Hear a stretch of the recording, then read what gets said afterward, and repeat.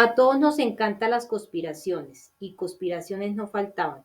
La más reciente, claro, había sido el descubrimiento que había provocado una conmoción de alcance internacional, de que la famosa obra de Leonardo, La oración de los magos, ocultaba un oscuro secreto bajo sus capas de pintura. Maurizio Seranici, un especialista italiano, había desvelado la desconcertante verdad del New York Times.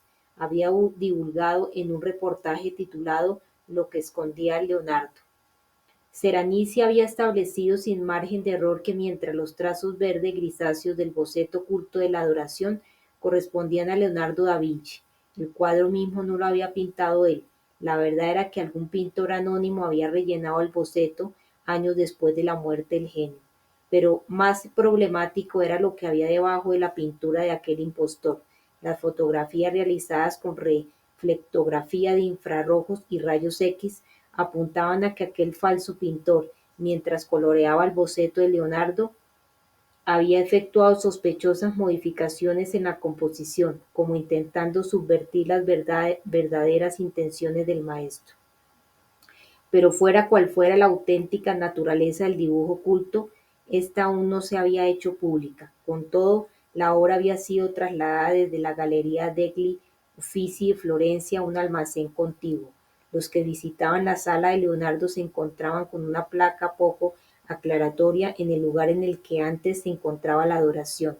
Esta obra está en fase de estudio, con vistas a su restauración.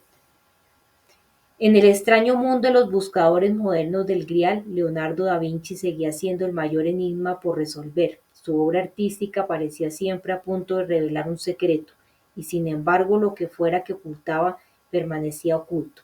Tal vez bajo una capa de pintura, tal vez codificado a la vista de todos, o tal vez en ningún sitio. Quizá la gran cantidad de atractivas pistas no fuera más que una promesa hueca dejada para frustrar al curioso y provocar esa sonrisa en el rostro de la Mona Lisa.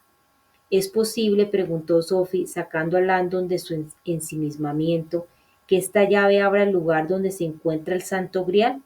Hasta a él le sonó algo falsa la carcajada que soltó.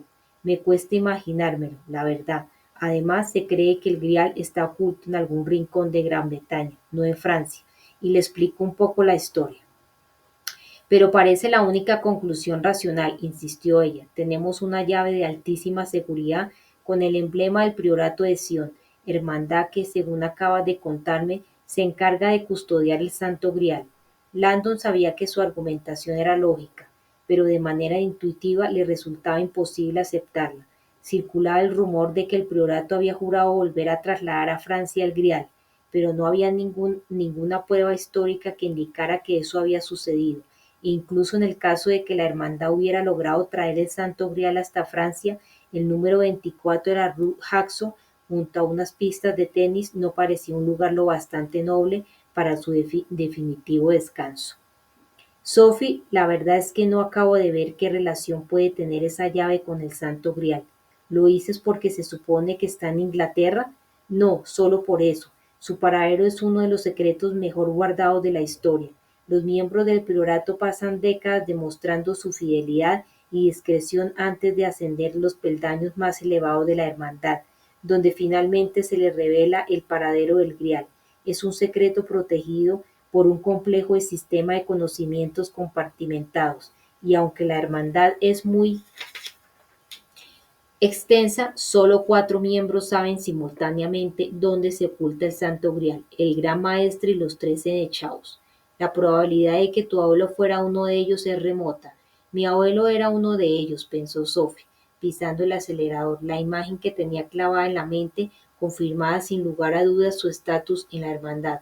Además, incluso si tu abuelo pertenecía al escalafón más elevado, nunca se le permitiría revelar a nadie que no perteneciera a su orden.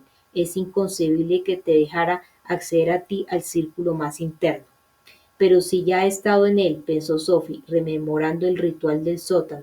No estaba segura de que aquel fuera el momento adecuado para contarle a Landon lo que había presenciado aquella noche en el Château de Normandía. A lo largo de aquellos 10 años, la vergüenza le había impedido contárselo a nadie.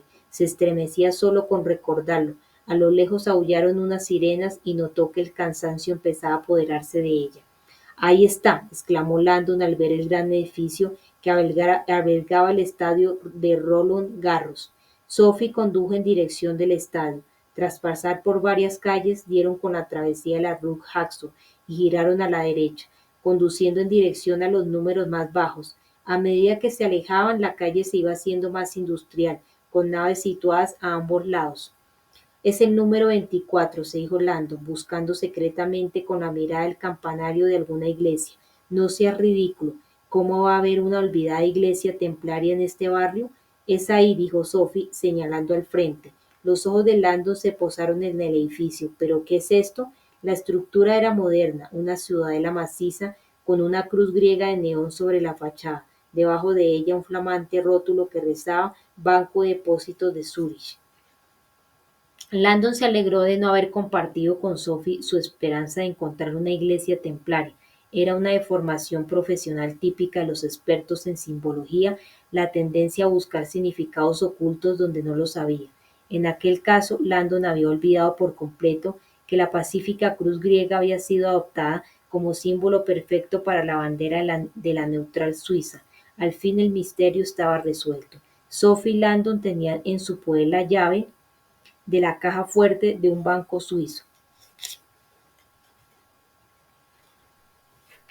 En el exterior del Castel Gandolfo, una ráfaga de aire en las montañas bajó hasta los riscos y el obispo Arirangosa, que descendía el coche en aquel momento, sintió un poco de frío. Tendría que haberme traído algo más que esta sotana, pensó, haciendo esfuerzos por no estremecerse. Aquella noche no le convenía lo más mínimo pasar por débil o miedoso. El castillo estaba a oscuras, exceptuando las ventanas más altas, muy iluminadas.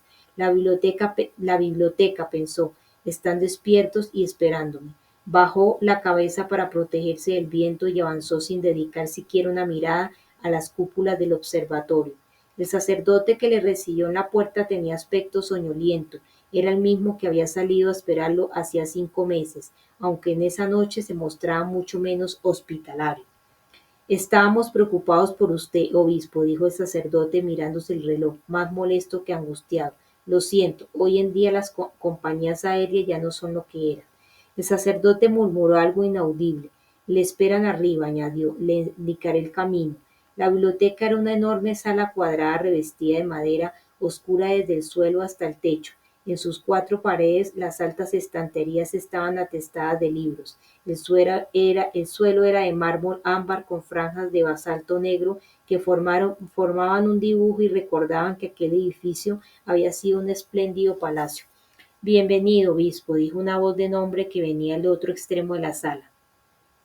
Arirangos intentó ver quién le había hablado, pero la luz era demasiado tenue, mucho más que en su primera visita, en la que todo estaba perfectamente iluminado. La noche del crudo despertar, pero ahora los hombres estaban sentados en penumbra, como si de algún modo se avergonzaran de lo que estaba a punto de suceder. Arirangossa entró despacio, casi parsimoniosamente. Veía los perfiles de 3 hombres sentados en una mesa larga, al fondo de la biblioteca. Reconocí al momento la silueta del que estaba en medio, el obeso secretario vaticano, responsable máximo de todos los asuntos legales de la Santa Sede. Los otros 2 eran cardenales italianos de alto rango. Arirangos atravesó el espacio que le separaba de ellos. Mis más humildes disculpas por el retraso. Nuestras zonas horarias son distintas, deben estar cansados. No, en absoluto, respondió el secretario con las manos entrelazadas sobre su enorme barriga. Le agradecemos que haya venido hasta aquí. Lo menos que podemos hacer es esperarle despierto. ¿Podemos ofrecerle café, algún refresco? Prefiero que no finjamos que esto es una reunión social. Tengo que tomar otro avión. ¿Podríamos ir al grano? Sí, claro, dijo el secretario. Así ha ido usted más deprisa de lo que imaginábamos. ¿De veras? Aún le queda un mes. Me hicieron saber lo que les preocupaba hace ya 5, dijo Arirangosa. ¿Para qué esperar? Tiene usted razón. Estamos muy contentos con su diligencia. El obispo se fijó en un extremo de la mesa, donde reposaba un maletín. ¿Es eso lo que les pedí? Sí. Al secretario parecía incomodarle algo, aunque debo admitir que estamos preocupados con su petición. Parece bastante peligrosa, completó uno de los cardenales. ¿Está seguro de que no podríamos ingresárselo en alguna parte? La cifra es desorbitada. La libertad es cara. No me preocupa mi seguridad. Dios está conmigo. Los hombres parecían poco convencidos. ¿Y lo han preparado tal como especifiqué? El secretario asintió. Bonos al portador de alta denominación emitidos por la Banca Vaticana, canjeables por efectivo en cualquier parte del mundo.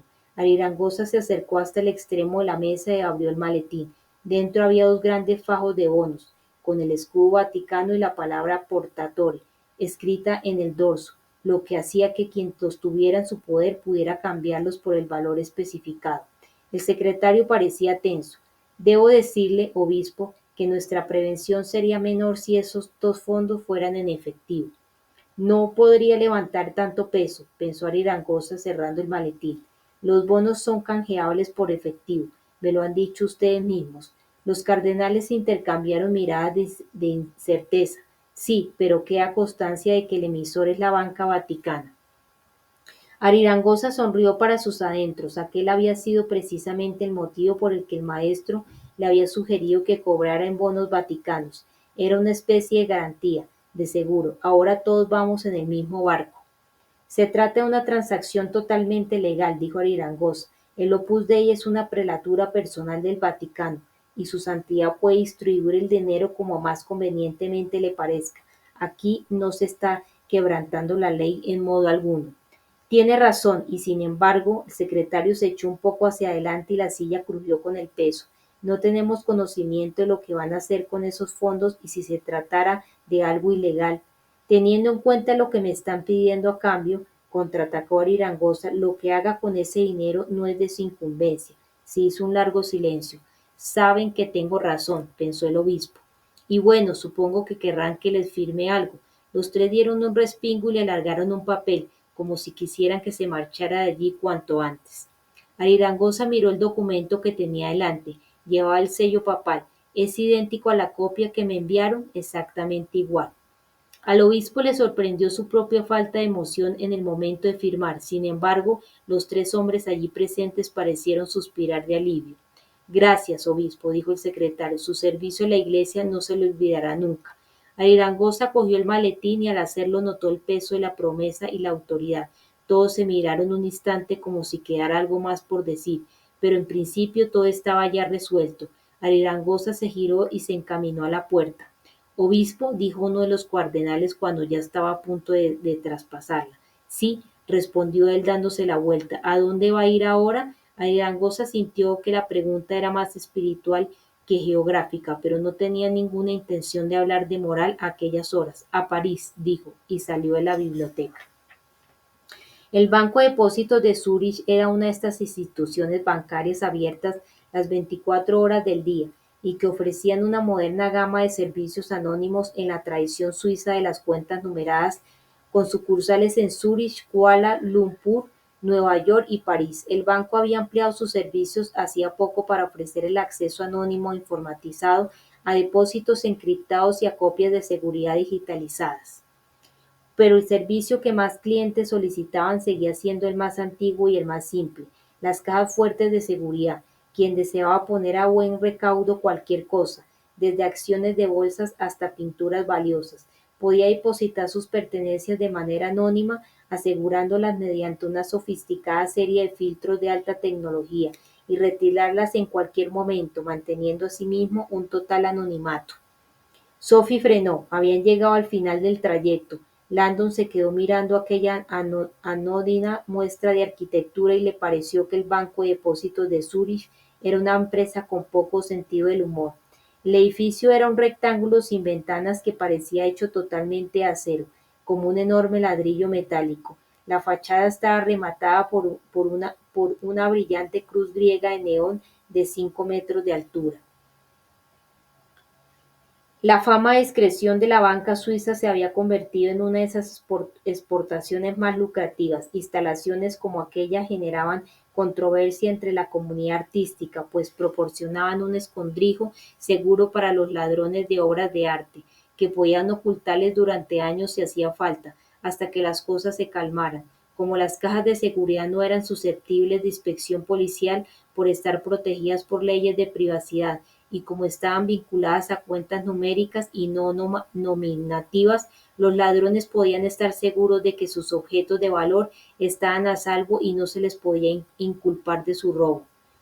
Pararon frente a una imponente reja que impedía el acceso al banco, una rampa de cemento que se metía bajo el edificio, una cámara de video les enfocaba directamente y Langdon tuvo la sensación de que, a diferencia de las del Louvre, esta sí era de verdad. Sophie bajó la ventanilla e inspeccionó la especie de cajero automático que había de su lado. Una pantalla de cristal líquido daba instrucciones en 7 idiomas. Inserte llave.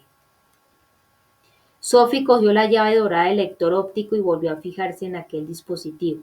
Debajo de la pantalla había un orificio triangular. Algo me dice que va a encajar, dijo Landon.